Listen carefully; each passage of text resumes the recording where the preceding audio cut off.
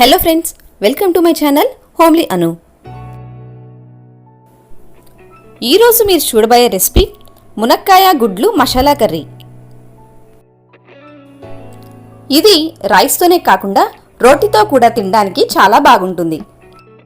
మరి దీని తయారీ విధానం చూసే ముందు మీరు గనుక నా ఛానల్ని ఫస్ట్ టైం విజిట్ చేస్తే ప్లీజ్ సబ్స్క్రైబ్ చేయండి. అలాగే నా నెక్స్ట్ వీడియో నోటిఫికేషన్స్ కోసం పక్కనే ఉన్న బెల్ ఐకాన్పై క్లిక్ చేయండి.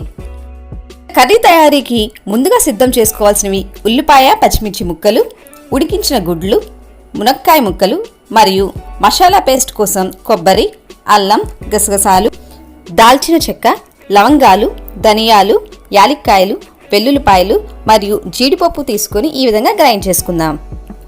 ఇప్పుడు స్టవ్ పై వెడల్పుగా ఉన్న పాన్ పెట్టుకొని అందులో ఆయిల్ వేసుకొని ఆయిల్ వేడెక్కిన తర్వాత ఉడికించిన గుడ్లను వేసుకొని వేపుకుందాం. ఇలా ఫ్రై చేసుకున్న గుడ్లను ఒక ప్లేట్లోకి తీసుకుందాం. ఇప్పుడు అదే ఆయిల్లో కట్ చేసి ఉంచుకున్న ఉల్లిపాయ మరియు పచ్చిమిర్చి ముక్కలను వేసుకుని కలుపుకుందాం.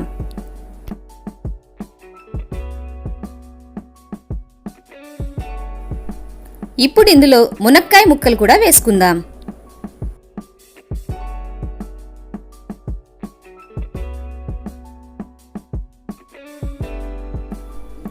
అలాగే రుచికి సరిపడా ఉప్పు, కొద్దిగా పసుపు వేసుకుని బాగా కలుపుకుందాం.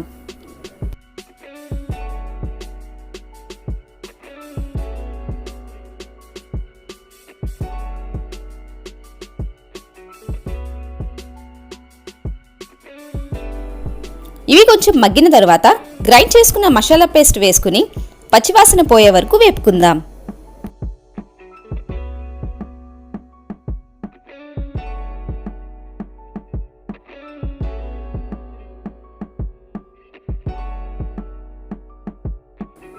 మసాలా వేపుకున్న తర్వాత ఇందులో మీ రుచికి సరిపడా కారం కూడా వేసుకొని కలుపుకుందాం.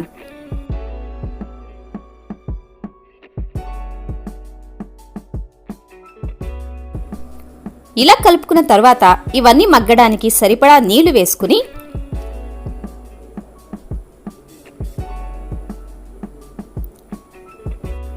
అందులో ఫ్రై చేసుకున్న గుడ్లను వేసుకుని కలుపుకుందాం.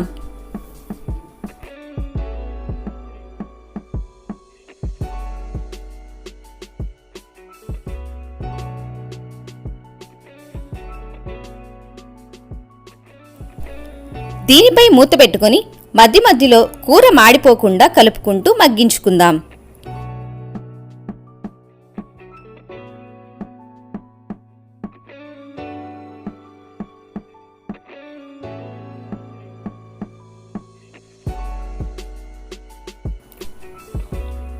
ఇక చివరిగా ఇందులో కొత్తిమీర వేసుకుని కలుపుకుని స్టవ్ ఆఫ్ చేసుకుందాం.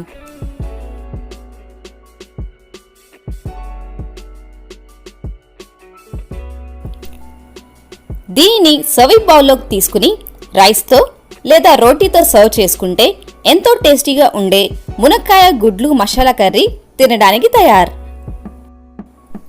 మీకు గనుక మా వీడియో నచ్చితే లైక్ చేసి కామెంట్ చేయండి. అలాగే మీ ఫ్రెండ్స్కి షేర్ చేయండి. మరిన్ని వీడియోస్ కోసం మా ఛానల్ని తప్పకుండా సబ్స్క్రైబ్ చేసుకోండి. మరియు నా నెక్స్ట్ వీడియో నోటిఫికేషన్ కోసం పక్కనే ఉన్న బెల్ ఐకాన్ను క్లిక్ చేయండి. Thank you for watching.